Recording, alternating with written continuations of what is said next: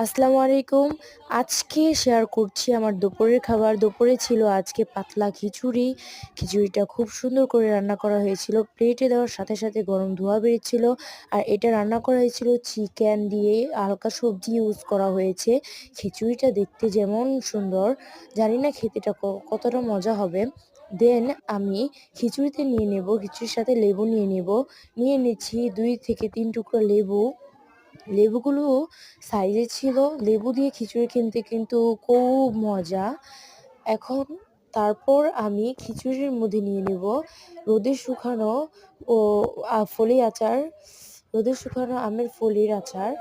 দেন নিয়ে নেব আম দিয়ে বোম্বাই মরিচের ঝাল করে বানানো ভাত দিয়ে খাওয়ার আচার। দেন আমি ফার্স্টেই চিকেন দিয়ে খিচুড়িটা ট্রাই করব। আর চিকেন দিয়ে খিচুড়িটা ছিল খুবই মজাদার, স্পাইসি। দেন লেবু দিয়ে ট্রাই করব। লেবু দিয়েও খিচুড়িটা ভালোই লাগছিল। তারপর হচ্ছে আমি যে আমের ফলির আচারটা আছে মিষ্টি, এটা দিয়ে খিচুড়িটাকে ট্রাই করছি।